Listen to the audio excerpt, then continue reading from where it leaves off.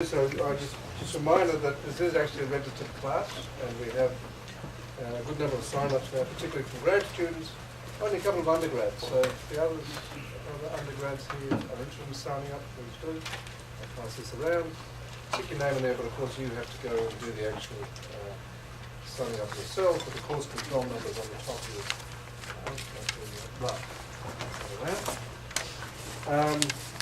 A couple of other announcements. Again, a reminder about the homecoming event on October 3rd, 4th. We're really putting a sign-up list out the front as we do for Cal Day to see if we can get some assistance with it. It's going to feature the connection between art and science in the NBV over time. Down in places like Bob Stebbins and Karen Eclipse and many others. So you'll be getting more information about that in the coming weeks. The IB seminar tomorrow is Callan Mooney from UC Irvine, Combined Effects of Predation and Mutualism on Ponderosa-Pine Archetype Community Structure. Wildlife Conservation this Friday is Cam Green from the Bombazi Wilderness in South Africa, the Bushmeat Trade in Central Africa. ESPM on Monday is Neil Tsutsui from ESPM on extreme sociality and invasive ants, exploring the genetic and chemical basis. Just yammering on now. I did offer Marvalee the chance to offer some embarrassing anecdotes about today's speaker, but she said there were so many to choose from. More notes. Any other announcements or introductions? Well, are we getting close, gentlemen? This is like we're going to boot up another going to your computer. waking up and having a dream you're going to your final exam, you have no clothes on or something.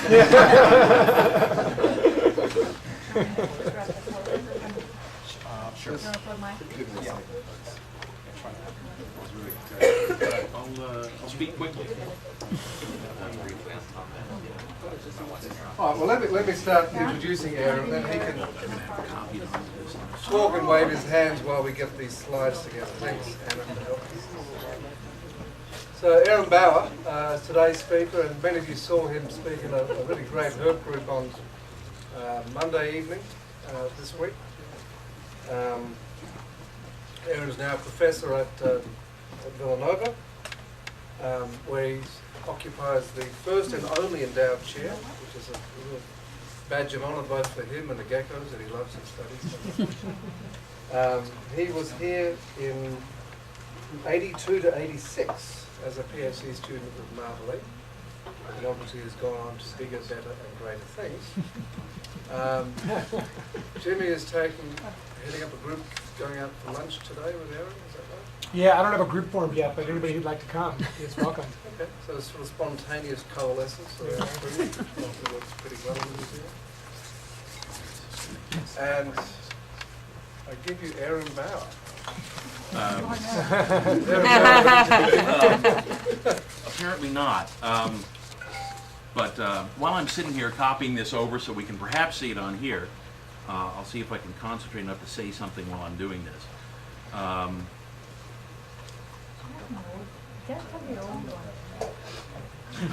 We're going for another computer. Sorry. So the computer that you used on Monday night, it's not working now. Apparently today it's not. Just stay with us. Billy, I'll get my Mac as well.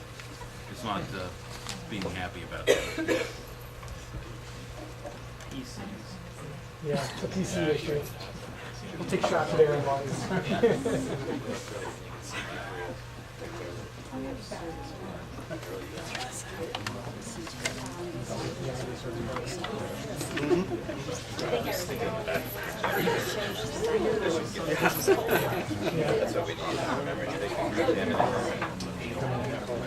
Yeah,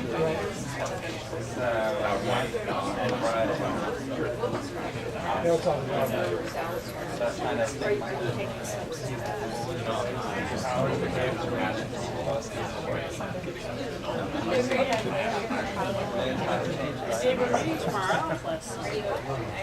Are you enrolled?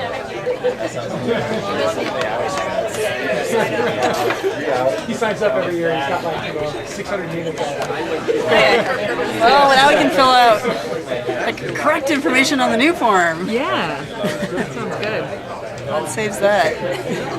And then throw him out for having too many units. Where's Michelle? We don't like spooks around here. Well, we got approved at least. Oh, really? Yeah. They checked the little yes box. Oh. So they maybe did. let's not. Yeah. Are you getting all this on film? Yeah. Anything you say right now. I guess at the Ignore the last few minutes. We'll start now. Anyway, I'm going to talk today about as I was showing off the baby sea otter and other things in the pelt room. I didn't want that to happen again, but I thought the 100th anniversary would be worth doing something for. And unfortunately, I couldn't be here for the, was it March, was the sort of big thing, but Craig had said, well, why don't you come and give museum lunch for one of these days. And so, in honor of the 100th anniversary of the museum, I thought I'd segue into what I'm going to talk about by saying something about the history as I know it, history when I was here. So that's what I looked like when I was 21, which is how old I was when I started here. Sort of a little bit terrorist looking, but with a complete head of hair. And then that's what I looked like 4.5 years later when I finished. I think I only got rid of the beard for a very short period, if I remember correctly, but I'm still amazed at all the hair that I had. For what it's worth for students, I looked at old pictures of myself. I discovered it all started to go in my first year on my tenure track job. But I think the time that I was here was a really interesting time to be here if you were working on lizards, because there were people like Kurt Schwenk, who did lizard tongues, and Steve Busak, who worked on lizards and other things across the Straits of Gibraltar, and Dave Good working on anguids, and all of them hanging out of the trees. And a lot of other people were here that I interacted with, and some of these would be people that are familiar to everybody, maybe, and others maybe not to too many people. Axel Meyer up here, who I took to his first baseball game a week or two after he arrived in the U.S. This was before he was quite so compulsive as he is these days. Claudia Luke, Dave Darda, Patty Garvey, Andres Colazzo, and Robert Saib, who I remember I met in my first week in the museum, and his first words to me were, "I know Kook Sewell, I could rip your heart out." So those of you who remember Robert Saib might know that. But these were all among the many people, many students that I happily interacted with, so I have very fond memories. The segue into what I'm going to talk about is here. This is a field trip. Occasionally I would take field trips with friends and colleagues who were working in North America, because I was working in Australia, New Zealand, and New Caledonia. So when I was here, I'd like to have an opportunity to see the West. And a number of us went out with Kevin DeCuros when he was working on his project, and this was the trip we took out to Pyramid Lake and some other places. And if you can't tell who that is from there, that's Jonathan Lossos. And so they're my segue, because of course these are two of my colleagues who work on Anoles, and Anoles is sort of generally recognized as a great model system in lizards. And this is a diagram that probably has been reproduced hundreds and hundreds of times. The Anoles ecomorphs, and Anoles are great. They're reasonably old. They're more than 30 million years old. There's more than 400 species. They have a pretty wide distribution, includes islands. You can ask lots of questions. So they're rightfully quite a well-established and very appropriate model system for asking lots of questions in evolutionary biology. And I would say that Anoles are great, but geckos are better. And so I want to make a couple of arguments for why geckos are better. To begin with, I thought I would look into this. Maybe this is not going to work on a Mac. I don't know. Oh, that's too bad. Maybe it's just stuck. But to begin with, I did a Google search to see how often Anole or Anoles came up. And apparently it didn't come up at all. I don't know. Is it on the slide? Hit escape and start. Here we go. Back from that. stealing all my thunder. There we go.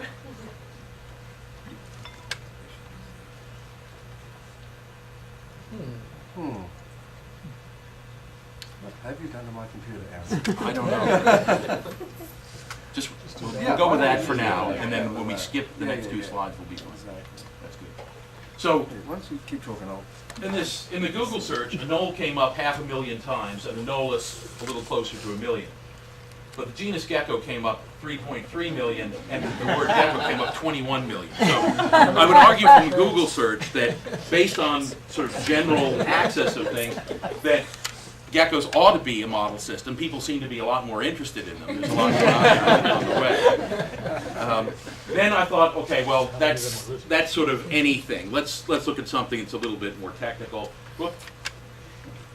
Bad one. So I looked at zoological record, and the zoological record is kind of a dead heat. So I'm willing to say that anoles are not passé, but I think geckos need to be considered as a model system too. And hopefully from this point on it'll work all right. So I admit that for the Google search in particular, many of those 21 million hits might have to be either Gordon Gecko from the movie Wall Street in 1987, or the Geico Gecko, or the Sobe dancing lizards. So I'm willing to say I need to provide you some more information about why geckos should be a model system. So I have a very high-paid AV aide.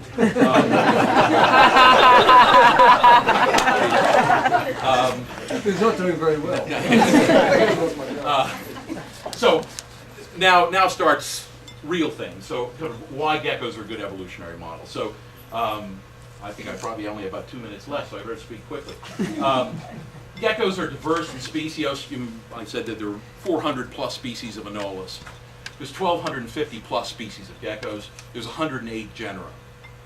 So there's a lot of diversity, and it's not just diversity of species, it's major morphological diversity. Most of those genera are large and very distinctive from one another. They're geographically widespread. They occur almost every place that anoles occur, plus all of this. So I think geographically, we've got anoles beat all to hell. They're also geologically old.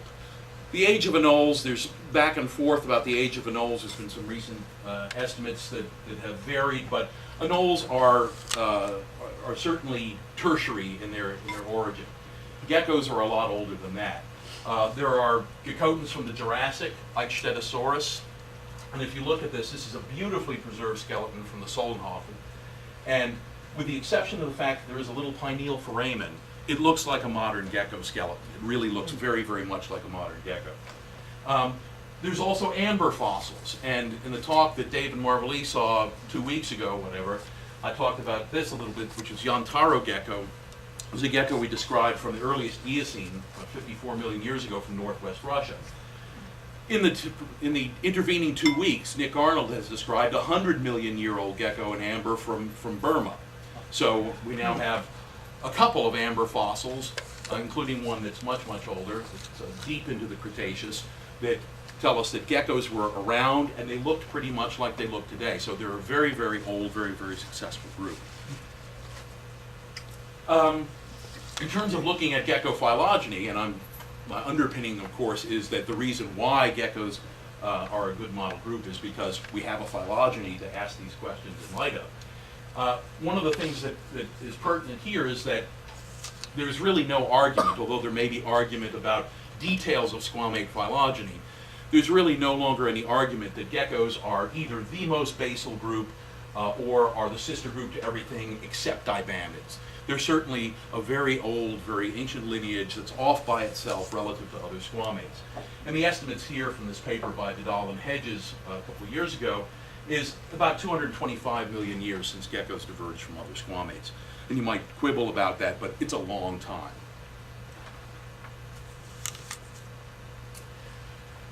The reason why I got interested in geckos was morphology. And geckos have great morphology. You look at geckos, how can you look at this and not say, I want to know how that evolved, I want to know what happened here? How can you look at toes like this and not be interested about how they evolved? So some of the questions that geckos are really ideal models for asking questions about are locomotor morphology. You have not only the adhesive scancers on the feet, but you have some geckos, like these pygopods, that have lost the limbs. So we have interesting variation here. Trophic morphology, I always like to show this picture of Uroplatus because Uroplatus is just a little fun fact. Uroplatus has more marginal teeth than any other living amniote. It's got more than 300 marginal teeth. But geckos do a lot of other interesting things with their feeding morphology. Visual system, need I say more? But geckos, of course, come from diurnal ancestors, but are themselves primitively, within geckos, primitively nocturnal, and then we've had reversals back to diurnality again. So that poses lots of interesting questions. Reproductive biology. There are some geckos, at least 2 lineages, that are viviparous. So we've had the evolution of viviparity in geckos. We've got a restriction of clutch size, generally to just 2 eggs. We've got the evolution of the calcareous eggshell in geckos, so lots of interesting things going on there.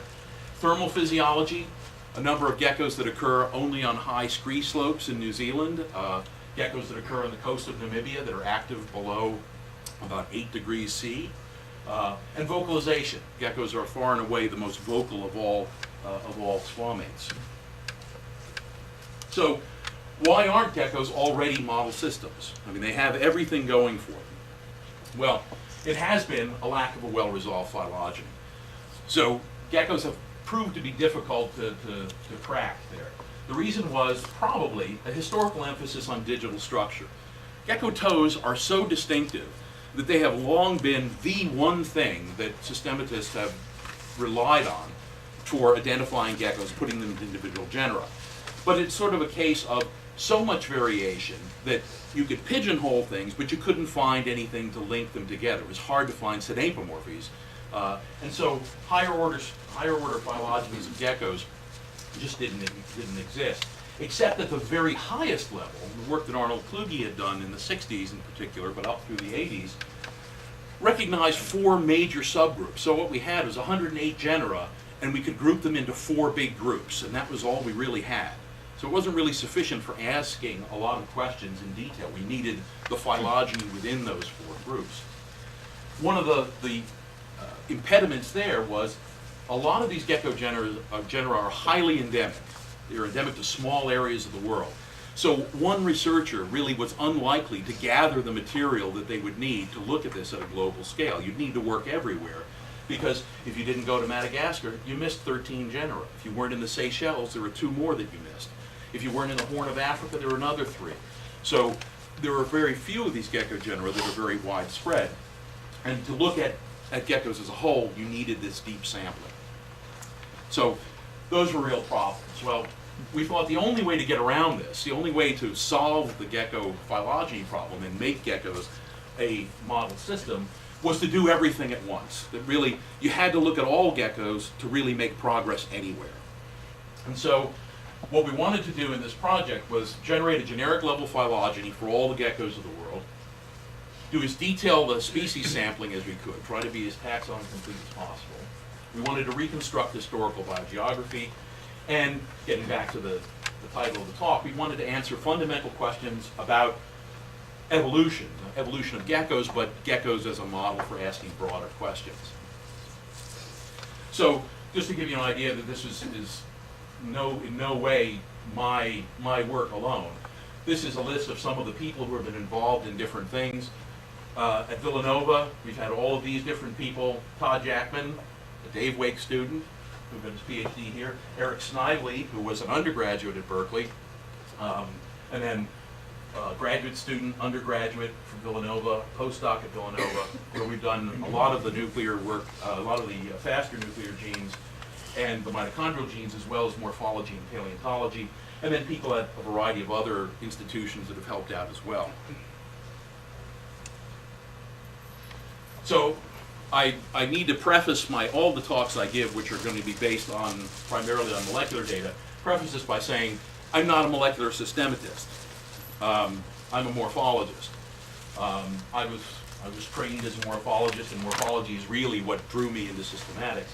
So for this work, we're doing a lot of morphology as well, but as most of you probably know, in the time it takes you to sequence 100 specimens, you might be able to develop one character in terms of morphology. It takes a lot of time. Well, we've developed now a character set of over 700 morphological characters for geckos, and we're in the process of now going through and scoring those for everybody. So we will be adding lots of morphological data into this, and this is just a pretty X-ray CT scan here. We've done a lot of X-ray CT scanning, and that's given us a lot of these characters. But we also have soft anatomy and skin morphology and various other things. We're also looking at paleontology. I'm not going to say much about it now, but fossil geckos are important. They're important for fitting into the phylogeny and for ultimately looking at dating, but we're also just interested in when the gecko body plan was established. So we're trying to look now at all pre-Pleistocene fossils. We have looked at all of them, except the ones like this one from Burma that was just described. We have looked at all the ones that have been around for a little bit. And they include things like this animal from the Cretaceous of the Gobi, which we've done X-ray CT scans, and this other amber fossil, early Eocene fossil. So we're trying to score as many of those 700 characters as we can for fossils as well. So what did we do for the work that I'm actually going to run through rather quickly now on molecular phylogeny? We got representatives of 105 of those 108 genera. And we actually, if all goes well, at the end of this week, we will have all 108. The 3 missing ones occur in the northwest frontier province of Pakistan on the Afghan border. So I probably don't need to say any more about why we don't have them, but I found a Pakistani colleague. And, I tried to get Ted can tell you, I tried to get him to go. But I found a colleague in Pakistan based in Islamabad, and I sent him some money last month, and this week he is in the northwest frontier province trying to get Sabali gecko, algae gecko, and Indo gecko, which are only known from there and also from right about the dividing line in Kashmir between Pakistan and India. So he's going to the northwest frontier province. So we have basically representatives of all of the gecko genera. And we have about 600 species, a little more than 600, about half the species of geckos we've sequenced, and about 1,300 plus individuals altogether. As outgroups for this, we used a couple mammals and birds and Sphenodon. We used 11 different squamates, but geckos have such a long branch on their own, it turns out it doesn't really matter much what you use as an outgroup. You pretty much don't change the topology within geckos. The work that I'll present today is based on about 6 million base pairs of data, and these are the nuclear genes and these are the mitochondrial genes. If you can tell, some of these are in bold. Those are ones that we've done for the vast majority. Some of the other ones either were not that informative or we're only using for finer scale questions that we're looking at. And we've done the standard battery of looking at parsimony and likelihood and Bayesian inference. And I'll be showing you a combination of different trees, but the trees don't change very much. The topologies are pretty stable regardless of the analytical approach. Okay? So geographic focus or lack thereof, if you want to call this a focus. The blue circles are circles where we've actually collected for this project, areas of the world where we've done sampling. The green areas are areas where we've got quite good sampling that came entirely from colleagues that we're collaborating with, and the stars are some of the key fossil sites, and you can add Burma to that now for important fossils, mostly things from the Gobi and the European fossils. Okay, so there's the answer. There's the phylogeny of all geckos. And what I'll be doing is going through in not very much detail, because I realize not everybody is sort of geckophilic. So I'll just give you some general patterns here. But the things to see are that we've got 7 major lineages within geckos, and for lack of better terms, we've decided to call them all families. And so we have the Diplodactylidae, the Carpodactylidae, the Pygopodidae, the Eublephaриdae, the Spirodactylidae, the Phylodactylidae, and the Geckonidae proper. Okay? So if we start down here in this little wedge of the tree down here, there are 3 families down here: the Diplodactylids, the Carpodactylids, and the Pygopods. And these are the sister group to all remaining geckotins, and that's where they occur. They occur in Australia, New Zealand, New Caledonia, and you get 2 pygopods that are also up here in New Guinea. But this is a Southwest Pacific group, and it is a sister group, unambiguously the sister group to everybody else. And on the side here, whoops, sorry. On the side there were some representatives. You'll see more of them. There's a pygopod a Carphodactylid. These don't have pads on the feet. And a Diplodactylid, a nice New Zealand Noltinus, which does have pads on its feet. If we look at the sister group relationship here between pygopods and Carphodactylids, this actually sort of, although they don't look very much alike, this actually makes me rather happy because this means that one group that has no pads on its feet is the sister group to a group that has no feet. It makes the interpretation of the evolution of gecko pads a little bit simpler. It means that we only have to invoke the evolution of two independent pad derivations in geckos with these as sister taxa. And within this group, we have, in Carphodactylids, we've got a group of leaf-tailed things, and we have a group of knob-tailed geckos here. They're in this part of the tree, and then we have the pygopod sitting there. I'm not going to say anything more about the detail of that, just it's nice, it's biogeographically reassuring that pygopods and Carphodactylids are each other's sister taxa. The other group in that Southwest Pacific clade are the Diplodactylids, and this is a group which are padded, that have evolved the toe pads independently of other geckos, and they include a number of major lineages. You see a big split here between New Zealand forms on the one hand and their Australian sister group, and on the other hand, New Caledonian geckos and their sister group, which is also Australian. So in the past, what we used to think, what I thought when I did my thesis on this group, was that the Australians were the sister group to New Zealand plus New Caledonia. And that was based on the idea that things probably came down through New Caledonia into New Zealand. In fact, it looks today as if we have two independent derivations of the New Zealand and New Caledonian geckos from Australia. We have the bulk of the Australian things here as a sister group to New Zealand. Come back to Crenidactylus in a minute. And we have the New Caledonian things as a sister group to Pseudothegadactylus, which occurs across the northern tropical belt of Australia. 3 different species in Queensland, Northern Territory, and Western Australia. Now I put little red dots on Pseudothegadactylus and on Crenidactylus because these two taxa have long branches, and no matter what you do, they throw a wrench in the works. These two taxa always cause problems in the analyses. It would be nice if they never evolved, but they did. Crenidactylus, in this tree, Crenidactylus actually comes out outside of the rest of the Australian taxa here and of the New Zealand group. I don't actually believe that. I think Crenidactylus belongs at the base of this Australian group here. And in this particular tree, which is sort of put together rather quickly, I think this is actually just an artifact. This is a sort of a long branch artifact that probably is a bit problematic. And we're working some more with this, but Paul Oliver and other people who are working on this group also have told me that they have the same issues with Crenidactylus. Okay. Now, I'm not going to go in detail on this. This is too small for you to read, but I like to show New Zealand geckos because they are incredibly gorgeous. This is Hoplodactylus rakiuri. This is the second southernmost gecko in the world. It occurs at about 48 degrees south on Stewart Island. And this is an Altinus that occurs on the South Island as well, the South Island of New Zealand. And I just show this. This is the work of one of my graduate students. And I just show this because I'm talking mostly about kind of global patterns in gecko phylogeny.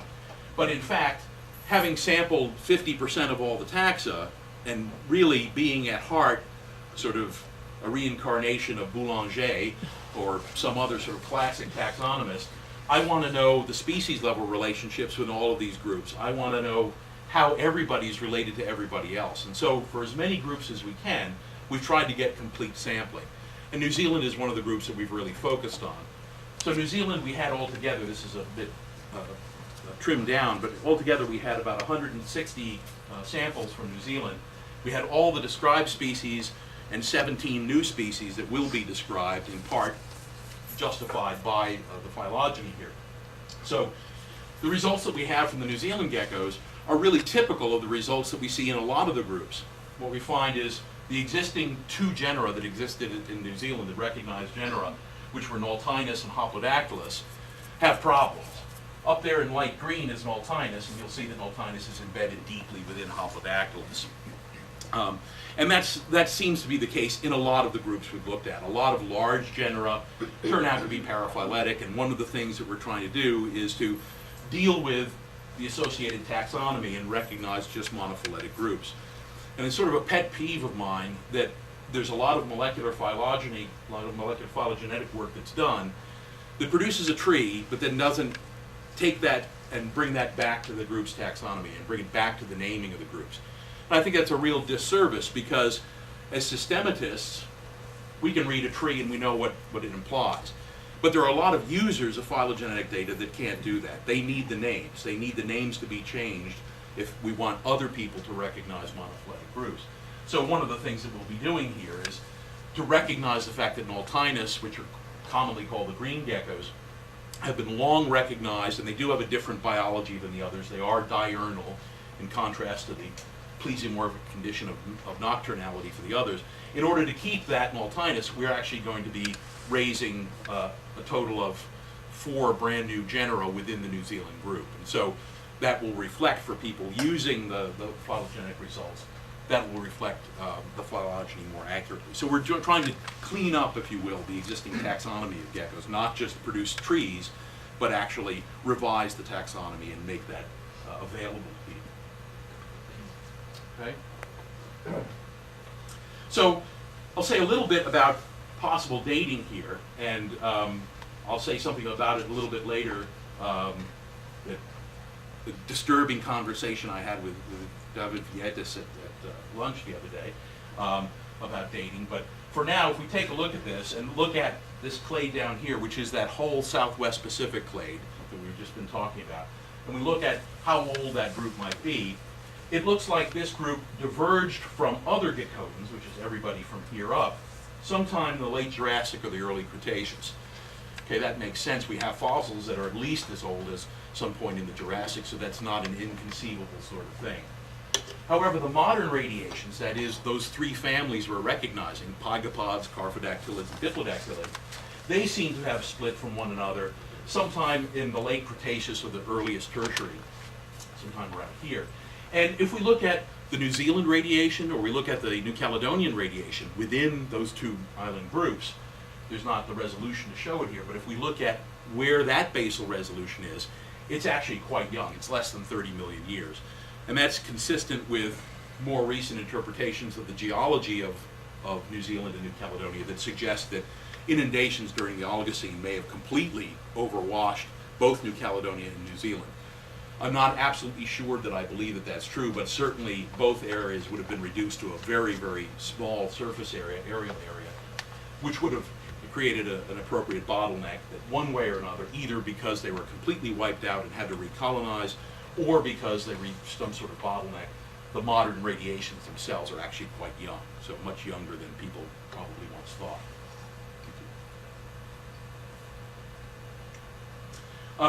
I won't say very much about eublopharids, but eublopharids are of relevance in California because we have a couple of them here. These are the eyelid geckos. These are the only geckos that have movable eyelids. And because of that, and because they also lack toe pads, they had always thought to have been thought to have been the basal group within geckos because they had these plesiomorphic traits. They retained eyelids, they didn't yet have pads. It's quite clear that that's not true. It's clear that these things are within that South Pacific radiation. Then we have everybody else. Eublopharids are the sister group to everybody else. So they are not the basalmost geckos. They're in some ways a sort of classic relictual group. If you look at all the other geckos, you have much bigger radiations. Here you only have about 27, 28 species. So it's a group that's spread around the world, Southeast Asia, parts of Central America, North America, East and West Africa, just a few species scattered everywhere. So I won't say very much about them, just to say these probably are the group that retains the greatest number of plesiomorphic traits morphologically that we would expect early geckos to have, yet they are not the basal group of the geckos. They're not the sister group to everybody else.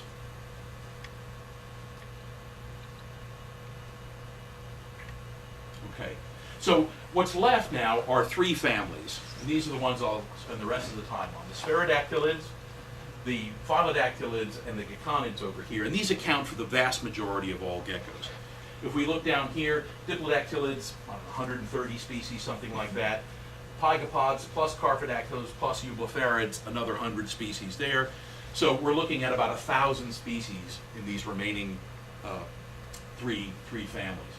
Now, the Geckonidae, of course, is familiar to people, but you may not have heard of the Phylodactylidae. Phylodactylidae is a family that we erected this year in 2008, and the Spherodactylids had been at various times given family status before. We've resurrected those again as we've identified those clearly as being the sister group to the other two.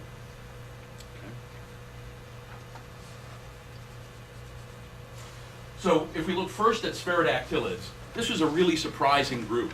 Spherodactyls, and I'll use that as separate from Spherodactylids, but Spherodactyls is a group that's in the New World, and Gonatodes here is a good representative of it. If you go to the West Indies, Gonatodes, Spherodactylus, these are the dominant geckos. They're little leaf litter geckos primarily. And it was always assumed, based on morphological data and then subsequently on some molecular data, that Spherodactyls, these New World small-bodied geckos, were each other's closest relatives. But it was unclear who their next closest relatives were, who in the Old World might be related to these New World geckos. And what we found was sort of surprising. In pink are the lineages in the Spherodactylidae that are in the New World. The 5 genera that were always thought to be closely related, they are. Aristologer, however, which is primarily a West Indian form but also gets into Belize and places on the coast of Mexico, was a gecko that nobody knew where to place. It has weird toes, has never really had a hypothesis about where it might fall. It turns out it's a member of this group as well, but it's not the sister group of these. So in other words, the New World forms don't make a monophyletic group. Their Old World relatives include a really, absolutely morphologically, a grab bag of different things. Saurodactylus here and Cadenophelpia, Saurodactylus here and Cadenophelpia here, both are endemic basically to Morocco and adjacent regions. So that's actually not all that surprising. Okay? But some of the other Old World relatives of these are things like Teratoscincus. Teratoscincus is a Central Asian thing. It was placed by Kluge in 1987 in its own subfamily, off by itself. In fact, it's quite clearly nested within this Spherodactyl group. So the big surprise here was that we have a group that is transatlantic with representatives Central Asia, Arabian Peninsula, parts of Africa, and then 2 different groups in the New World here. So this was a little bit surprising. And if we look to see, was there anything to back this up? As a morphologist, looking at trees that come entirely from molecular data still makes me nervous. 20 years later, I'm still made a little nervous by this. I would like to see some diagnostic features, some morphological characters that support this. And in fact, if we go back and look at the morphology, that group of Spherodactyls is actually supported by the presence of these little parafrontal bones that you see here on top of the orbits here and here in these CT scans of Aristologer and Teratoscincus. And I actually wrote a paper about these 20 years ago and just thought, well, they had to be convergent because Aristologer and Teratoscincus don't have anything to do with each other. Well, you do the molecular phylogeny, you go back and you realize I was looking at the wrong characters. I was throwing away, or I was assuming that there was convergence where there wasn't, and accepting as real phylogenetic signal characters that in fact were probably largely homoplastic. So I think the take-home message from this is, if you go back and you look at the morphological data, it's not that morphology conflicts with molecules. It's that often molecular data gives us a good signal, and we go back to morphology and we see that what we were confused about was just which characters are giving us signal and which are not.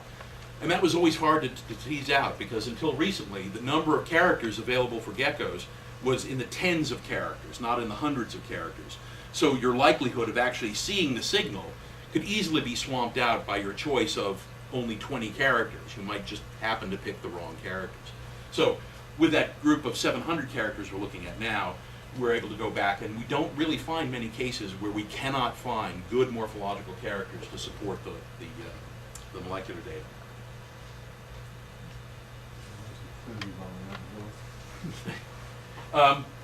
So just to give you an idea about dating for this group, here is our group now. Everybody in this group, everybody in the Spherodactyl shown in pink here, and if we look at their basal divergences, they fall sometime around the middle Cretaceous. They fall in a in a gap around 95 to 120 million years ago. So it looks like this is a group that actually diversified before the opening of the Atlantic, and that the divisions between Old World and New World that occur within this family are probably results, or may well be results, of the opening of the Atlantic.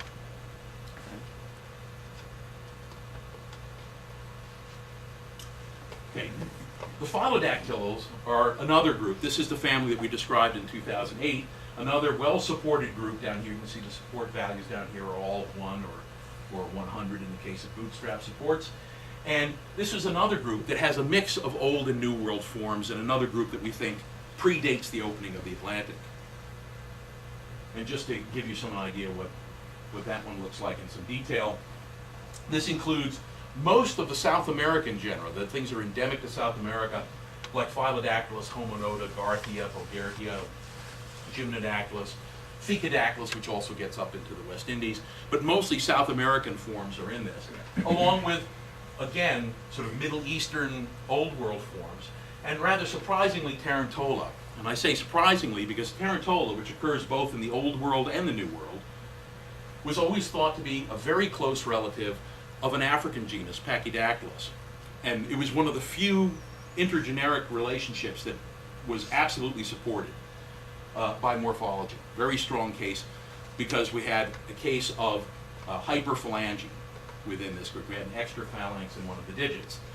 It seemed to be a rare thing. The chance that this would occur independently seemed low, but in fact, the data suggests that in fact that has evolved multiple times. And other features, if we go back and look at other features of the digits of these guys, we see that there are things that clearly separate them from Pachyodactylus. So again, the morphology wasn't wrong. It's a question of our interpretation. Okay, everything that's left is in the Geckonidae. That's all of these things, maybe 700 species or so. And in the Geckonidae, there are some well-supported groups, things that we thought, based on morphology, probably were monophyletic, and they are. But we get some clearly polyphyletic groups. Nemaspis appears 3 different places in the tree. We do have a basal polytomy, not at the absolute base of the tree, but someplace sort of just into the base of the tree, just a couple of nodes up, and I'll say something about that in a minute. And the one thing we do, if we look at dating, is we see that this group is younger than the other ones. This group is younger than the opening of the Atlantic.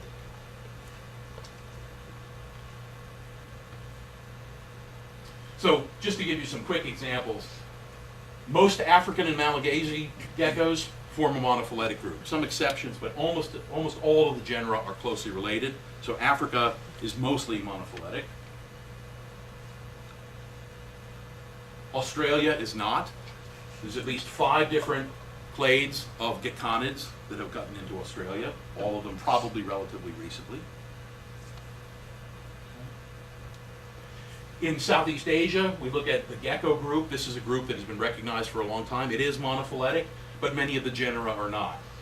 Tychozoan, the gliding geckos, fall inside of the genus Gecko. Luperosaurus falls inside of the genus Lepidodactylus, for example. Okay. And I'll just mention one other clade here, which is a clade that includes something like 25% of all geckos. That's Hemidactylus, Cerdidactylus, and what I'll call the naked-toed Palearctic geckos. These are a much younger group than most other geckonids, probably 40 or 50 million years old. And these are absolutely immense genera. Here we have Hemidactylus, probably about 90 species. Cerdidactylus actually probably has about 100 species right now. These seem to be, in many ways, the most successful of all geckos. And some gecko genera that were recognized until recently turn out to be just offshoots, just sort of highly autapomorphic things that stick out in the middle of otherwise large genera. And so we've gotten rid of those. So, as I mentioned here, basal divergences within the Geckonidae, and here are some representative geckonids here, are definitely younger than they are for the other groups. I won't say much more about that, just to say that they are relatively young. Okay? So, a little bit of rampant speculation, which is some caveats first. The dating that we are able to do is limited because although we have some good old gecko fossils, and we have some gecko fossils that are about 20 to 30 million years old, we have a big gap in the middle. We also, right now, don't know where most of those fossils fit, although we're in the process of doing that with our big morphological data set. And then there's my lunch conversation the other day, that available techniques for estimating dating are suspect, and I will watch more for David to have on this, but there are some problems with approaches that are available today for doing the dating. But regardless, geckos are old, and the dating that we've done so far suggests that that Geckonidae group, the last big group I mentioned, does have its origin, or does have its basal divergences around the time of the KT boundary. And we're going to be following up on that, but it's an interesting question. Whether it pans out or not, we'll see. But I think it's intriguing that a large group of small-bodied nocturnal animals became successful and radiated at roughly the same time that we had a tremendous nuclear winter. So hopefully we'll have more on that in a year or so. Okay, so sort of wrapping up a little bit, I just want to say something about the higher order relationships. This is a world in the mid-Cretaceous, and the patterns of relationship that we see here are largely consistent with what the world was doing at the time. Although there are some variations in the way people would interpret the geological data, it does seem that at this time, East Gondwana, including Australia and adjacent areas, was separating, or had been separated from parts of West Gondwana, and that's the clade that separates first. That's our limbless geckos, carpodactylids, and diplodactylids. Then we have our spherodactyls, our eublephaриds, excuse me, up in mostly the northern areas, sort of a Laurasian group. And then roughly at the same time as Laurasia is separating from West Gondwana, we have the initiation of the opening of the Atlantic, and then we have our phylodactyls and spherodactyls with lineages splitting on both sides. And finally, the Geckonidae with 700 species seems to really be a truly old world group that has done all of its evolution in the old world until relatively recently, where we've had some crossovers over water dispersals, long distance dispersals across the Atlantic. Okay, so getting back to the big question, geckos as model systems, what can we do with the phylogeny? Well, one of the things we can do is look at things like toe pads and ask questions, how many times did they evolve? One of the things we see here, if we look at any group of geckos, and in green I've highlighted the phylodactyls, in any major clade of geckos, you get padless geckos, leaf-toed geckos with these little twin pads at the end, and sort of typically basal padded geckos. In each clade, if you have pads, you have all of these. So the focus on the toe pads was obviously a mistake, because the toe pads are fairly plastic. They show up again and again and again in different groups. So that tells us that we've been focusing on the wrong characters for all these years. Not that the toes aren't interesting, but they're not everything. So if we look, for example, at leaf-toed geckos, they've actually evolved multiple times. Every little block you see here is a small lineage that has separately evolved leaf toes. Every one of the purple cases here is a larger, more diverse lineage that has evolved leaf toes. So leaf toes have appeared again and again and again, usually in association with rock dwelling. So it's really more of a functional question than it is a phylogenetic one. But there are exceptions. There's a clade of leaf-toed geckos that occurs in Africa, Madagascar, and Australia. Turns out to be monophyletic. All of these things are leaf-toed forms. It's sort of a circum-Indian Ocean group, one of the only cases of a circum-Indian Ocean radiation of monophyletic forms. To contrast that, we have the case of Nactus, Heteronodia, and Dixonius. These are animals that involve two cases of padless geckos, this one and this one. Here's a Nactus and here's a Heteronodia. And here's Dixonius, and this may be hard to see, but they have little leaf toes. These things, if you look at the phylogeny, Dixonius here is the immediate sister group to Heteronodia. So we have a bunch of padless forms with a leaf-toed form coming out in the middle. And if you only looked at toes, you'd say, that's hard to believe. But if you look at these animals, and cut their little feet off in your mind, you look at these, just in your mind, if you cut their little feet off in your mind, they're very much the same animal. And especially if you look at Dixonius and Heteronodia, you'd be forgiven if you didn't see the feet for thinking, oh yeah, maybe that is a Heteronodia, maybe that's an odd Heteronodia there. The toes sometimes tell us something, but sometimes they don't. And we would like to plug this back in to ask broader questions about the evolution of the pad apparatus, the climbing apparatus in geckos. And now we have these two fossil forms, two amber forms, one from the Eocene, one from the Cretaceous. They both have the toes preserved, and in both cases, the toes can clearly be seen to have adhesive pads on them. So 2 weeks ago, I said we knew for sure that at least 54 million years ago, gecko pads had evolved and were functional as they are today. Now we know 100 million years ago, those pads were already there and well developed. So these are the oldest evidence for pads in geckos. It pushes back this question of complex adaptations for climbing and makes, I think, a better example than Anoles for asking those kinds of questions. So I can say that because Jonathan's not here. And then one of the other things, just the other example I'll give of what we can do with this, is to look at vision. Gecko vision is really interesting because geckos are mostly nocturnal, but they come from diurnal ancestors. What geckos have is cones only. So you'd think they'd have lousy night vision. But their cones have evolved rod-like characteristics subsequently. Then you take that, and in each one of these arrows, you've gone back to diurnality. So you've reduced yourself down, you just have cones, you make your cones act like rods, and then you make your rod-like cones act like cones again. So lots of interesting questions here. And in the case of something like Phelsuma, which is one of these secondarily diurnal geckos, I would argue that you get a radiation associated with that secondary diurnality because that color allows these geckos to have complex visual communication and you get sexual selection and all these sorts of things happening. But that's a case for secondary diurnality. But most nocturnal geckos don't show these adaptive radiation. This is a case in New Caledonia. Each dot that's a different color is a different species. These are all different species in a genus that I would argue is non-adaptive entirely. This is a case of vicariance that has thrown up or separated these very similar animals on the tops of isolated mountains. They do exactly the same thing. There's just no gene flow anymore. The things have evolved very minor diagnostic differences. So the diurnality makes a difference in the tempo and mode of the evolution of the groups.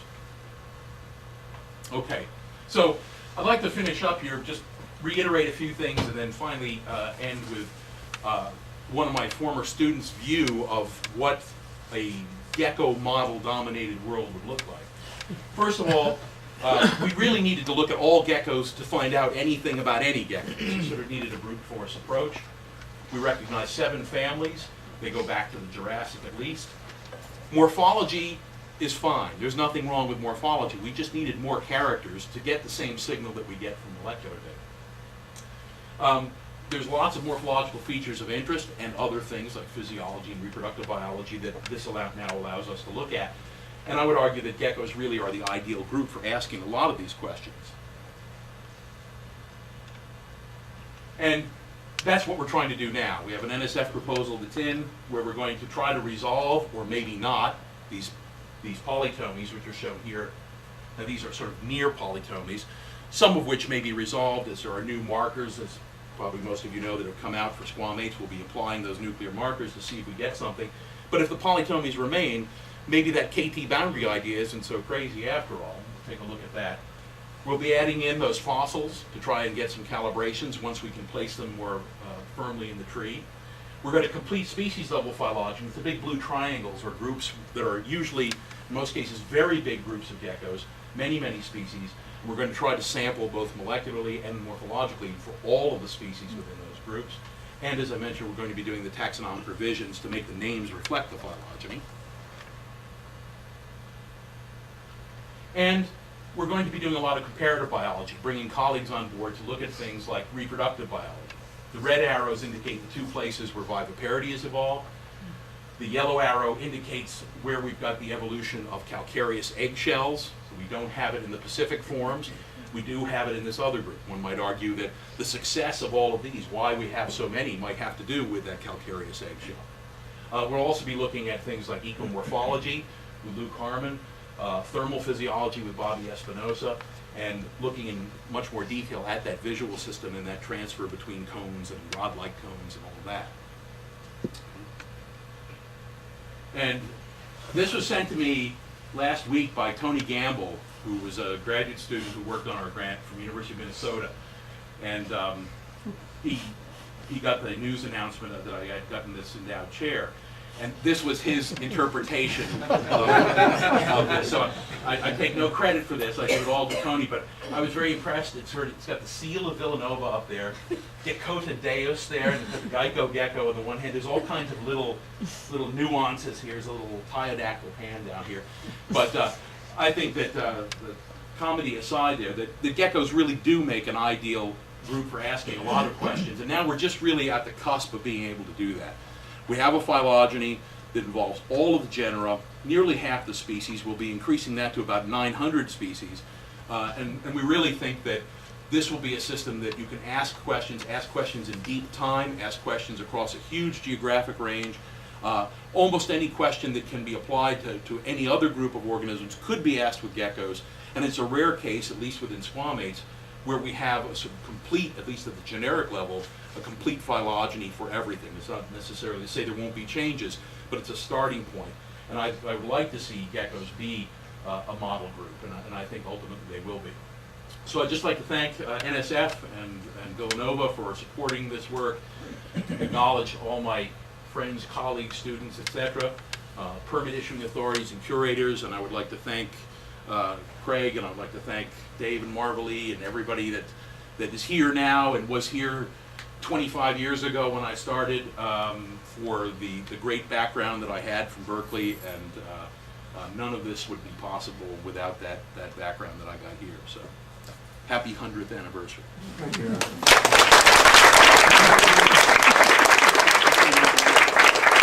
I recognize some folks need to bolt to classes, but please some of you stay behind and we can have some discussion. Let's see, Philippe. Obviously, this tax is very diversified, and my question might be obvious for you, but I miss what all these things are in common. So basically, what is exactly useful? So probably for living geckos, some of the key features that you would think of would be the loss of the upper temporal arcade. So in most lizards, you've lost the lower temporal arcade, lose the quadratojugal. In geckos, you lose the upper arcade entirely as well. So if you look at a gecko skull, any gecko skull in lateral view is sort of as close to a snake skull as you're going to get in a lizard. It's a very open skull because of the loss of those bracings. There's also some things like the loss of the pineal foramen on top of the skull. So there are a number of skull characteristics that are very common for this. There's also a number of sort of maybe more plesiomorphic traits that are characteristic for geckos, like large number of small teeth, a variety of fusions in skull bones, a tendency for amphicoely in the vertebrate. So there's a whole suite of morphological characters that these things have in general. But from a layman's point of view, even though not all geckos have pads on the toes, if you don't see the pads on the feet, it still looks like a gecko. I mean, things like leopard geckos and coleonyx that are primitively padless still look like a gecko. I mean, there's a gestalt that geckos have, but a lot of the diagnostic features for the group are skull characters and vertebral characters. Going back to your two viviparous forms, are there any obvious environmental correlates of this, like high altitude or something like that? Well, the one clade is in New Zealand, and so you have high latitude in that case, and that sort of makes sense. The other case is in New Caledonia, and it's cool, but it's not that cool in the winters there. It gets down to sort of 16 on a cold winter night. But you get that gecko occurs with its congeners, which are egg layers, occur in the same area. However, the important thing is that viviparity has evolved in that group, which is a group that doesn't have calcareous eggshells. I mean, once you get the calcareous eggshell, you're not going back, or at least it's a lot harder to go back. But in this group that retain the sort of leathery type eggshells, at least it's a possibility that viviparity shows up. And in this case, there's no real environmental correlates that you'd see for the New Caledonian form. But I have a student who's actually been working on the ecology of those animals, and she finds that some really interesting differences between the live-bearing and the egg-laying forms that occur on the same little tiny islands on the offshore. So there may be at a micro level something that's correlated. So are geckos less likely to occur at high altitude or at high latitudes in these lineages that have calcareous eggshells and seem to not have the option of reverting to? No, in fact, the highest latitude gecko is a homonota, almost in Tierra del Fuego, so that's the one thing that beats the New Zealand thing. And the highest elevation geckos are geckonids with calcareous eggshells in Tibet and a number of other places where they get up at least over 14,000 feet. So, Pretty high. yeah. Yeah, I have one question. I mean, there's been a lot of work done recently in skinks, looking at the developmental biology of evolution of limblessness or limb reduction, toe reduction, what have you. Geckos, you said, a great system, but they've only got 2 offspring. So, can you think of some ways we could start looking at development switches involved in how Well, I mean, it is, you know, it is a real problem for asking certain questions in geckos. You've got a clutch size of 2.